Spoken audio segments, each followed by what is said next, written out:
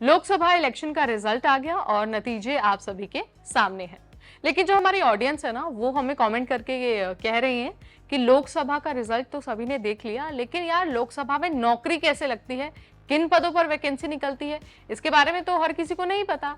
तो हमने सोचा कि हम ना इस पर एक सेपरेट वीडियो बनाते हैं और आपको बताते हैं कि लोकसभा में नौकरी कैसे लगती है, किन पदों पर वैकेंसी निकलती है और उसका क्राइटेरिया क्या होता है। ठीक है, तो चलिए आपको ना सब कुछ आइडिया हम इसी वीडियो में दे देते हैं।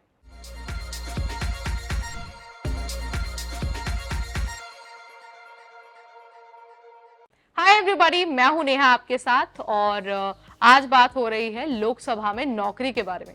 देखिए, लोकसभा में ना टेक्निकल और नॉन टेक्निकल और ट्रांसलेटर जैसे बहुत सारे पदों पर भर्ती निकलती है। टाइम टाइम पर इसका नोटिफिकेशन रिलीज होता है और जो सिमिलर प्रोसेस होता है ना बाकी नौकरियों का, वैसा ही प्रोसेस यहाँ पर होता है। तो चलिए आपको ना एक हम छोटा सा आइडिया दे देते हैं कि किन किन पदों पर लोकसभा में नौकरी मिल सकती है। तो जो सबसे पहली नौकरी है वो है ट्रांसलेटर की। देखिए, जो लोकसभा है ना, वो टाइम टाइम पर अलग अलग भाषाओं के लिए ट्रांसलेटर की नौकरी निकालता रहता है, लेकिन ज्यादातर उसमें हिंदी और अंग्रेजी का होता है। ठीक है, सो अगर आपने किसी स्पेसिफिक लैंग्वेज में ग्रेजुएशन किया हुआ है, पोस्ट ग्रेजुएशन किया हुआ है या फिर डिप्लोमा किया हुआ है ना, वो सभी कैंडिडेट्स ट्रांसलेटर पदों के लिए एलिजिबल होते हैं और वो अप्लाई कर पाते हैं। क्राइटेरिया डिटेल नोटिफिकेशन में आपको मिल जाता है जब आप अप्लाई करते हैं और उसी के अकॉर्डिंग पूरा प्रोसेस चलता है। ठीक है, वो तो एक बात है कि आपके पास सर्टिफिकेट होना जरूरी है, लेकिन इसके अलावा जिस भी लैंग्वेज के लिए ये पोस्ट निकली है ना, उस लैंग्वेज में आपकी एक बहुत अच्छी कमांड होना, बहुत अच्छी पकड़ होना भी उतना ही जरूरी होता है। सो अगर आप लोकसभा में ट्रांसलेटर या फिर अनुवादक बनना चाहते हैं तो इन चीजों को आपको ध्यान में रखना है। ठीक है, उसके बाद जो दूसरी पोस्ट है वो है रिपोर्टर की। देखिए, लोकसभा सेक्रेटेरिएट में ना रिपोर्टर के पद के लिए बहुत सारी वैकेंसी निकलती है, टाइम टाइम पर निकलती है और आप उसके लिए अप्लाई भी कर पाते हैं। ठीक है, अगर हम योग्यता की बात करें तो एक तो सबसे पहले शॉर्ट हैंड टेस्ट होता है, एक रिटन एग्जाम होता है और एक इंटरव्यू होता है। उसी के बेसिस पर रिपोर्टर पदों पर आपका सिलेक्शन हो जाता है। सो अगर आपको बनना है रिपोर्टर तो आपको क्या करना होगा, टाइम टाइम पर ऑफिशियल वेबसाइट यानी कि संसद.in यहाँ पर विजिट करते रहना होगा और जैसे ही वैकेंसी आएगी, जैसे ही एप्लीकेशन का प्रोसेस शुरू होगा, आप वेबसाइट पर जाकर फॉर्म भर पाएंगे। ये बात हुई रिपोर्टर के बारे में। अब आपको अगली भर्ती के बारे में बता देते हैं, वो है कंसल्टेंट इंटरप्रेटर।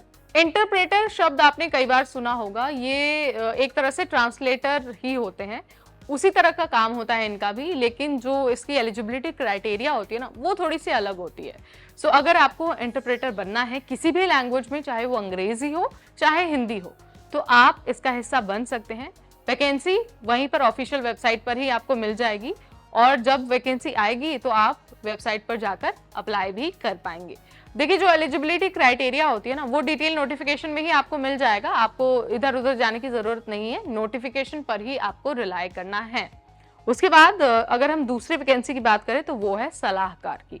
देखिए, लोकसभा में सलाहकार के पदों पर भी बहुत सारी वैकेंसी निकलती है, अलग अलग टाइम पर निकलती है और जो पद होते हैं ना वो भी अच्छे खासे होते हैं। सो अगर आपको भी लोकसभा में सलाहकार बनना है तो आपके पास ना मिनिमम पीजी की डिग्री होनी चाहिए, यानी कि पोस्ट ग्रेजुएशन की। अब वो किसी भी सब्जेक्ट में हो सकती है। ये जो एलिजिबिलिटी है वो तो आपको नोटिफिकेशन में ही मिलेगा। इसके लिए भी टाइम टाइम पर वैकेंसी निकलती है और आप इसका हिस्सा भी बन सकते हैं। ठीक है, इसके अलावा भी बहुत सारे पदों पर भर्ती निकलती है, जैसे कि social media marketing, senior content writer, media analyst, junior content writer, बहुत सारे पदों पर वैकेंसी निकलती है। बस आपको क्या करना होता है, टाइम टाइम पर जो ऑफिशियल वेबसाइट है संसद.in, उस पर जाना होता है और जाकर अपडेट चेक करते रहना होता है और जो भी एलिजिबिलिटी क्राइटेरिया होती है, जो भी सिलेक्शन का प्रोसेस होता है ना, वो सब कुछ नोटिफिकेशन में ही मौजूद होता है। तो आपको इधर उधर जाने की जरूरत नहीं है। लोकसभा में आप आराम से नौकरी कर सकते हैं, बस आपको वैकेंसी का इंतजार करना है। सो आई होप अब आपको आइडिया हो गया होगा कि भाई लोकसभा में नौकरी कैसे मिलती है, क्या आपको करना होता है और कौन सी क्वालिफिकेशन आपके पास होनी चाहिए। सो फिलहाल इस वीडियो में इतना ही। आपको ये जानकारी कैसी लगी, let me know in the comment section. फिर आएंगे दोबारा एक नए वीडियो के साथ। Till then, this is me Neha Upadhyay, signing of.